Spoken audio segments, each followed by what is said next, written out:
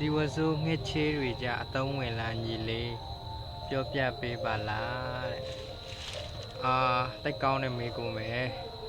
ဒီစီဝစုငှက်လောကမှာဒီဝင်ငွေကဒီအတိုက်တစ်ခုထဲနဲ့ရတာမဟုတ်ဒီငှက်ချေးမှာလည်းဝင်ငွေတစ်ခုရနိုင်တယ်ဘာကြောင့်လဲဆိုတော့ဒီငှက်ချေးကအများကြီးအသုံးဝင်တယ်100ရာခိုင်နှုန်းကိုသုံးဝင်တယ်ဘယ်မှာသုံးဝင်လဲဆိုရင် तू ကအပင်စိုက်ပျိုးတဲ့နေရာမှာဖြစ်စေအပင်ဖြန်းတဲ့နေရာမှာဖြစ်စေအသုံးဝင်ပါတယ်သူ့မှာဓာတ်တွေအများကြီးရှိတယ်ဗျာအပင်ရှင်သန်မှုအပင်ကြီးထွားမှုအသီးလှမှုအသီးလှဖို့ဆိုတာအသီးချို့အများကြီးသူ့ရဲ့ပါဝင်မှုအများကြီးရှိတယ်နော်တချို့ကြတော့မသိဘူးအဲ့လိုပဲစွတ်ပစ်လိုက်တယ်မစွတ်ပစ်ရဘူးစူးစောင်းထားရတယ်ကိုကအပင်စိုက်တာဖြစ်ဖြစ်နော်တချို့အပင်ဒီမြေစီဘယ်လောက်တချို့ကပြန်ဝဲတာတွေရှိတယ်နော်အဆူထားလိုက်ကိုအပင်စိုက်မဆိုလည်းအသုံးပြုရတယ်အသုံးပြုတဲ့နည်းတွေလည်းရှိတယ်ဗျဒီတိုင်းတော့အသုံးလို့တော့မရဘူးနော်ဒီတိုင်းအစိမ်းလိုက်တော့သုံးမလို့နဲ့သူကပူ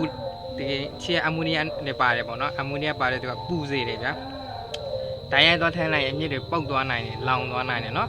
ဓာတ်ရိုက်သုံးလို့မရဘူးမြေဆွေးပြန်လုပ်ပြရတယ်အနည်းဆုံး3လ6လထားပေးရတယ်ဗျာနော်ပြီးတော့6အောင်လည်းပြန်လှမ်းလို့ရတယ်ဒါတော့တူနီစင်းနဲ့သူရှိတာပေါ့ဒါတကန်တာပေါ့နော်အခုတော့အသုံးဘယ်မှာသုံးလို့ရအဲ့လိုတစ်ပင်နေမှာနော်ဟိုစိုက်ပြီးတော့တော်လေးကိုကောင်းတဲ့မြေဩဇာဟိုဘယ်လောက်ထိကောင်းလဲဆိုရင်ဒီ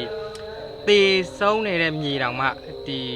ငှက်ချစ်တဘာဝဆိုတာကအခုလိုမြေဆွေးပြန်လှုပ်တဲ့ဟာတွေပေါ့နော်ပြန်ပေါင်းစားလိုက်ရင်ဒီသေဆုံးနေတဲ့မြေတောင်မှအပင်တွေပြန်နေစိုက်ပျိုးနိုင်တဲ့အနေအထားအထိတောင်ကောင်းတယ်ဒီငှက်ချစ်ရဲ့အသုံးဝင်ပုံပေါ့နော်လေးလာလို့ရတယ်ကျွန်တော်ပြောတာမယုံရင်လည်းကိုယ့်ဟာကိုထပ်မံလေးလာလို့ရတာပေါ့နော်ဒါအများအတွက်သိအောင်ဘူးလူတန်းအနေနဲ့ပြောပြတာမစိုးပြစ်လိုက်ပါနဲ့တေချာအဲ့လေးတူလောင်ထားပါနော်တူလောင်ထားရအဆိုဓာတ်များတဲ့နေရာမှာထားရဘူးအမိုနီယာဖြစ်မယ်ပိုးတွေပေါက်မယ်နော်အခြားကောင်းတွေပလောင်တွေအများကြီးပေါက်လာတတ်တယ်အဲကြောင့်မို့ကိုကလေဝင်လေထွက်ကောင်းတဲ့နေရာနည်းနည်း6သွေးတဲ့နေရာထားပါနော်အဓိကတော့အသုံးဝင်ပုံကတော့အများကြီးပါအဓိကအပင်အတွက်အများကြီးကောင်းတယ်မြေတေးနေတဲ့မြေကိုပြန်ရှင်သန်မှုအတွက်လည်းအသုံးဝင်ပါတယ်ဒါပေမဲ့လုံပုံလုံးမှန်ကန်ဖို့တော့လိုတာပေါ့နော်မမှန်ကန်ဘူးဆိုရင်ဒီတိုင်းထဲလိုက်ရင်တော့အပင်ကတေးမှာပဲဟုတ်ကဲ့ကျေးဇူးတင်ပါတယ်ကိုကြီးအားလုံးဆင်ပြေပါစေနော်